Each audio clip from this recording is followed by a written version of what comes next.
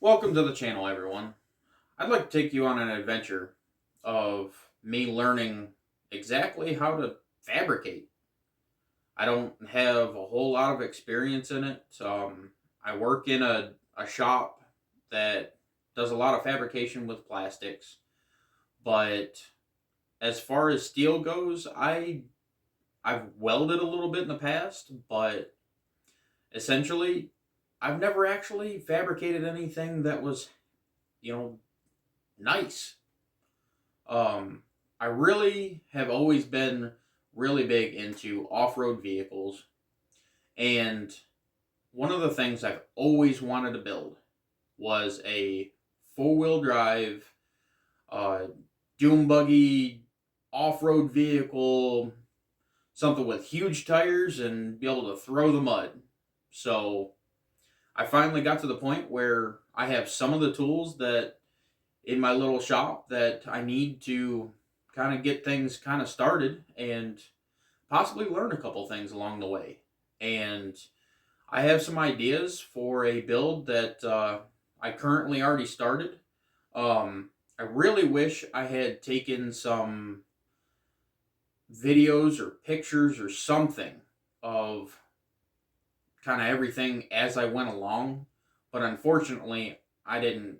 I didn't think about any of that. The first video I uploaded to YouTube was actually more of a test. I've had a lot of people that wanted videos or pictures and everything sent to them, but with the videos that I was taking and the pictures could send just fine. But the videos, they were too long and the quality was too good, and then by the time I ended up sending them, they looked really bad. So I decided, why not just kind of make a channel about it and kind of see how this goes. I'm kind of new to doing any kind of video editing or anything like that, so I decided, why not learn something new? I mean, you're never too old to learn anything new. Um, I'm coming up. Well, I'm not gonna say how far I am in age, but I feel like I know a little bit, at least enough to be dangerous. So, one of the projects that I have going on, I bought um, more of traded. I traded for a Volkswagen sandrail frame, and my intentions with it is I would love to alter this frame to be a four-wheel drive, um, off-road, not necessarily meant for the sand, more of just like off-road and crawling and you know, climbing up hills and hitting mud holes and everything like that. I've always really liked that growing up. I've had big red Honda three wheeler growing up. I've had a couple four wheelers, go karts, things of that nature, and I've always been really big into that stuff. Love riding them. Love trail riding. I grew up some of my life down in Kentucky, and still have family down there that I love to go down there and visit. And while I'm down there, I would love to do some trail riding. I hear there's some really good trails down in Tennessee. I hear that there's a trail, I guess, an off-road park in eastern Kentucky called Turkey Bay. I've never actually been there, but I think it would be really cool to travel and take the family and hit some trails. On this channel, I'd essentially like to start building off-road buggies. I'd like to get to the point where I'd like to be able to build something nice. Nice enough that I'd be proud to show it off. Now, I'm not saying my projects are slacking. Um, they're just extremely plain, and I'd love to do some things down the road, like some of the dimple dyes, and um, I currently don't have a tubing bender, which I've been looking into getting one of those, but man, tubing benders are extremely expensive, especially you know, that's not even just a tubing bender. You're looking at the very minimum of roughly about $500. And then you also have to consider all the different dies at, you know, three, four, $500 a piece. And then that's not even by the time you invest into that tubing bender, that's not even including your material, the time you spend, you know, learning it, the material wasted because you've messed up a pipe that, you know, or a tube, sorry, that could cost you quite a bit of money, especially with DOM tube. Um, so in this video, I would like to do somewhat of a little shop walk around and kind of explain what I have to work with, how I've been doing things so far, and eventually I'd like to turn the camera around and kind of get an idea of how things are kind of working out for me so far. And um, as of right now, this would be kind of part one, and I'm thinking this might be quite a few parts to it because I know I'm going to mess up. I know that there's going to be a really big learning curve. I've seen some videos online of different buggy builds and a lot of different designs and things of that nature. And I have a really good idea of how things are going to work out, but it's more of a rough idea. I don't know I don't know how this is all exactly going to work out. I'm not the kind of person to um, draw something up on Google SketchUp or SolidWorks or any of those 3D software programs. I am more of a hands on, do it and try to make it work. I know I might waste some material that way.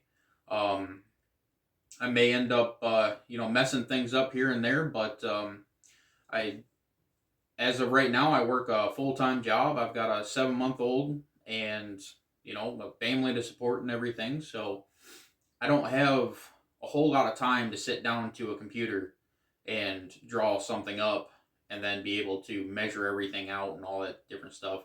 Um, I like doing that stuff sometimes, but it's mainly just I like getting out here in the shop and working around. And just to let everybody know, I don't have a humongous shop. I call it a shop, but it's literally just a 10 by 20 shed. I've told some of my friends and family and everything what I've managed to kind of complete in here in the shed, and a lot of people are amazed. A lot of people are amazed. Like, you fit all that stuff in that shed? Like, yeah, you know, you got to work with what you got. So, um, that's kind of just how it is. I like calling it a shop because, one, makes me feel like, you know, it makes me feel a little bit better and it makes me feel like it's a little bit bigger than it actually is.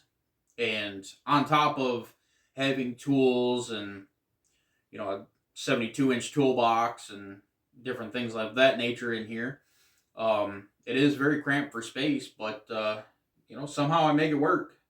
I was able to fit a full size Volkswagen dune buggy frame, rail buggy frame, in here, and was able to kind of start working on it, and um, yeah, so it's kind of coming along. So um, yeah, so I'd say it's about time to do kind of a shop tour. It's really not much, about a 180 view, and you can see just about everything. So we'll take a look.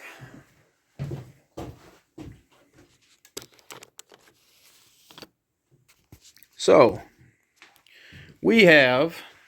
Let me take this board down. That's not what I want to do. So we have my vertical mill. My vertical mill only has a range of like 6 inches by 15 inches. Let me see if I can kind of get back away from it a little bit. That way it'll get a better view of it. By the way, my shop is everything's everywhere. I've got parts and steel and everything in all these different places. I do have a dividing head. I actually took the chuck off of that and put it on my lathe, because that lathe chuck really kind of just wore out. Didn't want to hold my material the best, even when I reefed down on it. And it didn't just, I couldn't work with it very well. So, but right up here, I've got my titanium plasma cutter. I had it with a, I've got it hanging from the ceiling, which is actually kind of convenient because it can make it pretty close to the full distance from one end to the other. Just have it hanging off of a hook there. That plasma cutter, I mean, it'll do the job, but it's extremely, how do I say this, inaccurate.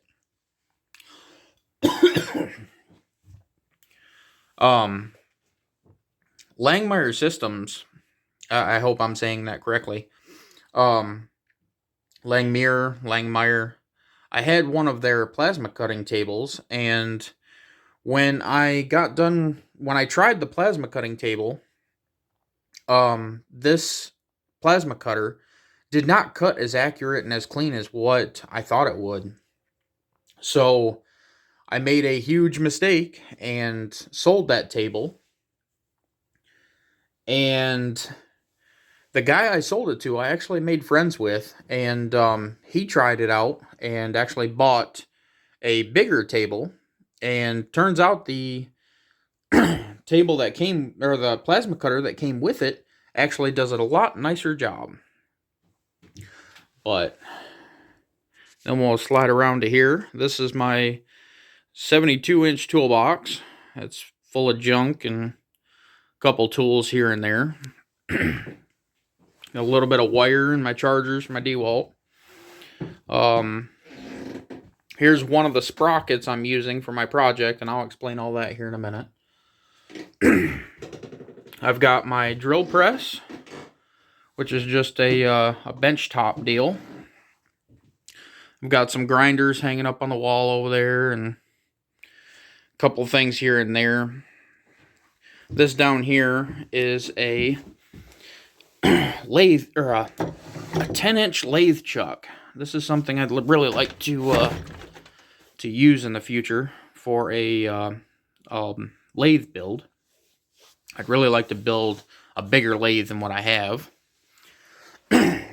Currently, I am running just a little pancake air compressor in Bostitch. So far, I've actually been really impressed with it.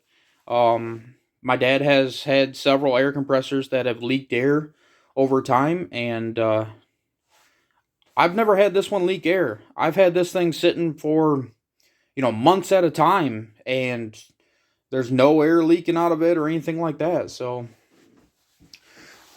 down here I've got my old, I would say it's probably not that old, just in really bad condition, Lincoln welder.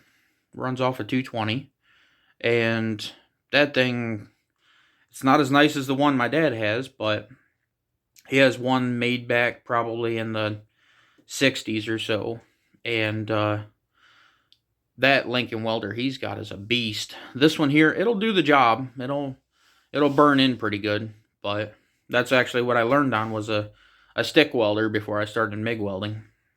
Still can't weld either, and that's kind of how I came up with my name for my channel. I'm a better grinder than I am a welder. All comes with the experience. Here's my tubing notch set up. Essentially, it's just a DeWalt drill with a Harbor Freight notcher, and I just have it removable by the clamp here.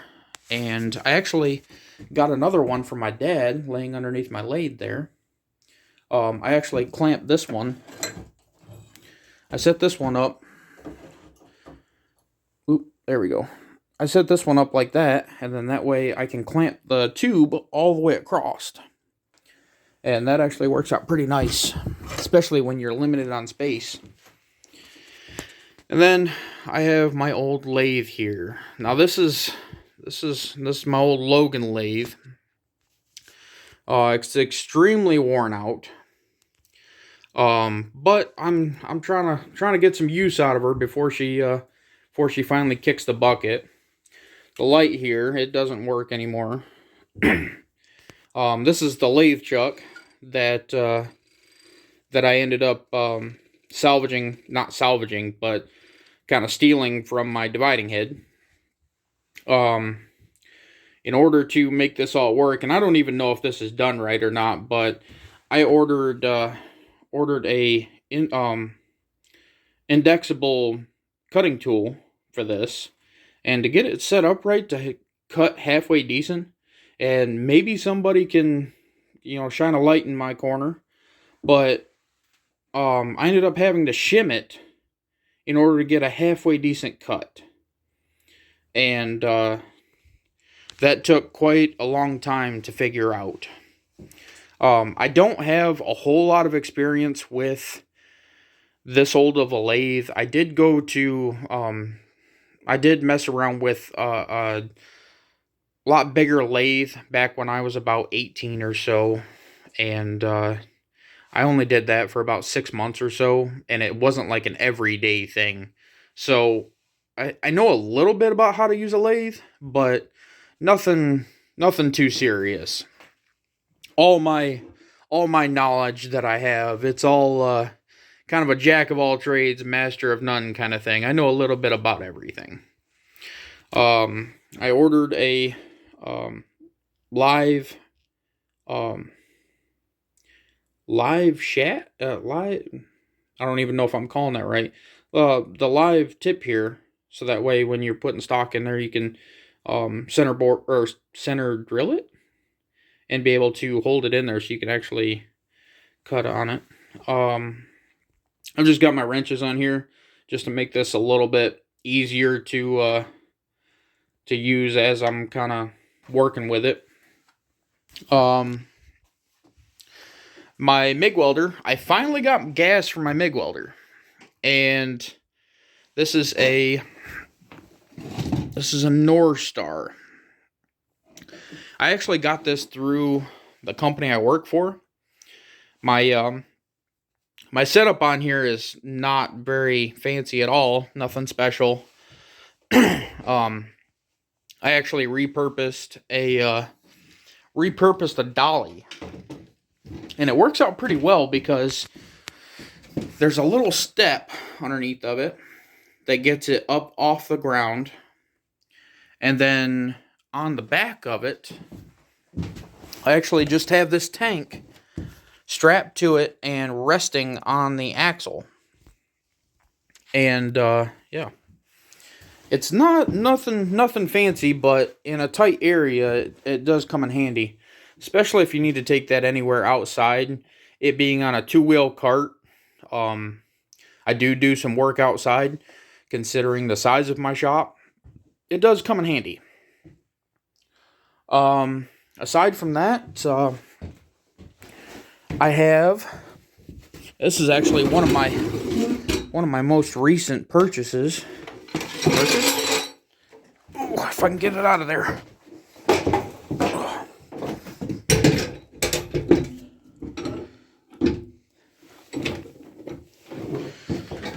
So, this is actually my bandsaw that I purchased.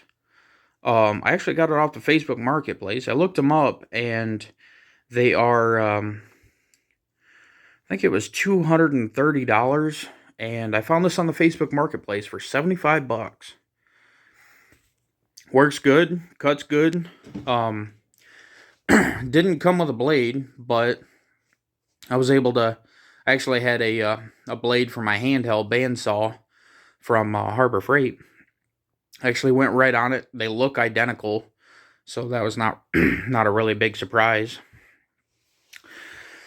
But that's pretty much what the shop looks like. Got a hose reel, different stuff here and there. So I guess onto the project. So this is the condition of the project. Let me see if I can back up here. This, no, it won't change. Okay, so as of, let me see if I can put my finger there. The axle is out of a 1990 Mazda Miata. I've seen a lot of people use these on videos, and I guess it's a common axle that people use for buggy builds. From the research I've done and the videos I've watched. So this is how I plan on doing the kind of gearbox for forward and reverse, because the engine is going to be a motorcycle engine. Without having reverse on that and the proper gearing, it kind of makes it a pain. And I've seen some videos on other pages or channels where people have used like vehicle transmissions out of different vehicles, like a Jeep. I've seen some different things, and I saw this. It actually came off the four-wheeler. I actually purchased a whole four-wheeler and was using almost everything out of the four-wheeler. But my plan is to mount my engine up in here, and then it's going to run a chain drive or a chain off the motorcycle engine to either that hub, or I might actually machine one. And then it's going to go down. Obviously, it's got a clutch on it, so I'm hoping that's going to help with the gearing. As far as, you know, being able to take off and everything like that. From what I've seen, normally you have to change the gearing drastically in order to have the right gearing in order to power a buggy this size. So I'm hoping that this will fix that issue. But the transmission and the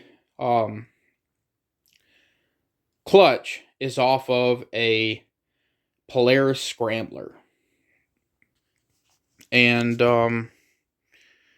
yeah, essentially my motor's going to mount right up here by the seats. My jack shaft is going to... This is actually the jack shaft that I machined on my lathe.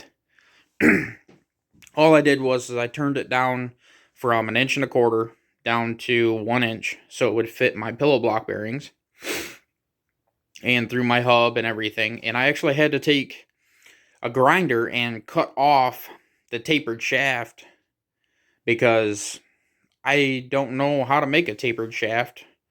It was just quicker and easier for me to cut the shaft off and actually just be able to weld it.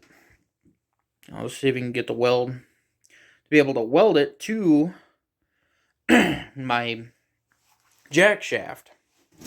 And the other thing that's going to happen in here is, I apologize if I'm jumping around. I'm trying to make sure I cover everything, what my plans are and all that fun jazz.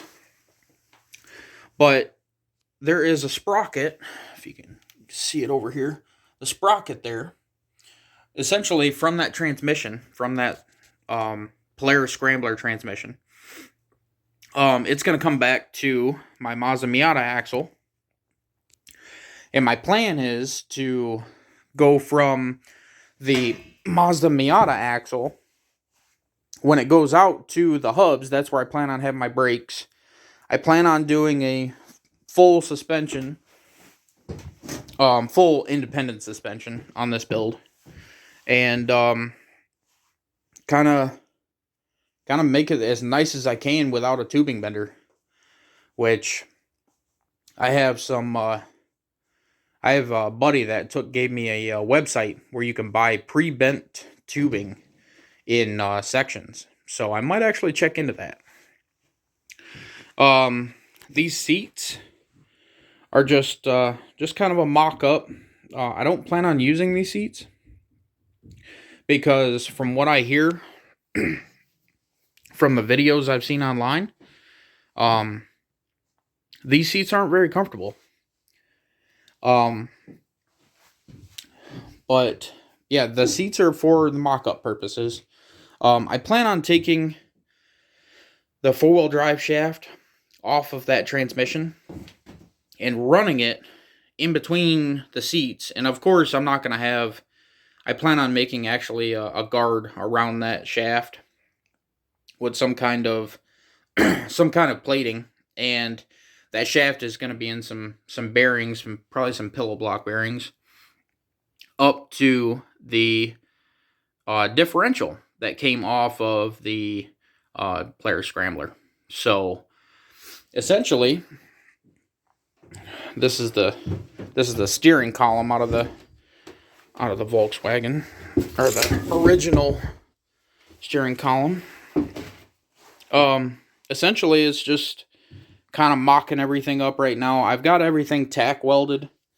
Well, a little bit more than tack welded, but essentially I'm just kind of trying to figure out where everything's going to go, and I've been notching some of my tubing to go together. Try to get some better lighting in here. But yeah, the frame's kind of coming along, and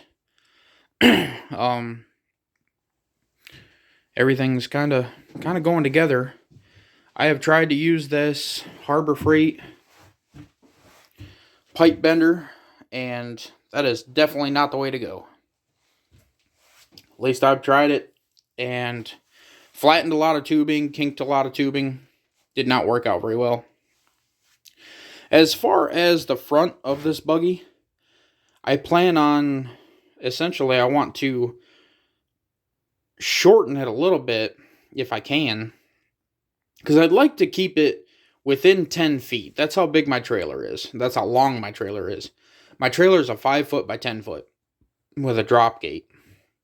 So I'd like to be able to fit this on my trailer if I can. But up here, this frame up here where the differential sits, I plan on extending those two tubes out, or maybe widening them a little bit, just another set of tubing right out through here, and doing my independent front suspension off of that. Either that, or maybe just mount it to where that differential is. I'm gonna have to figure out, actually sit in this buggy and figure out my length for the front, but currently I'm just working on the rear as of right now. So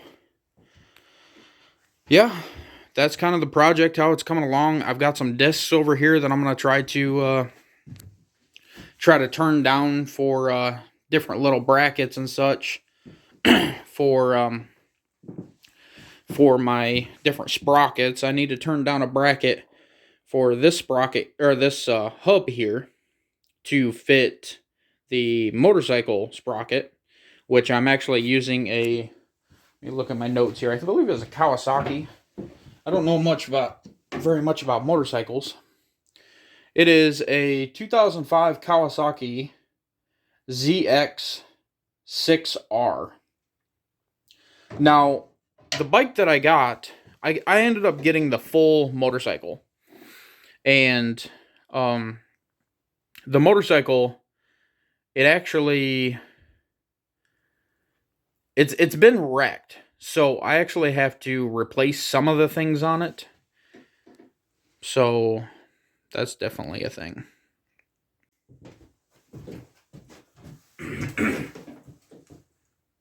I hope that some of the ideas that I've shown here are helpful in any way. Well, thank you very much. Thanks for watching. If you guys want to follow me along on my little adventure and learning all of this and kind of follow along with the build, feel free to like, comment, subscribe. I'd really appreciate it. And yeah, I think that's gonna end this video. Thank you.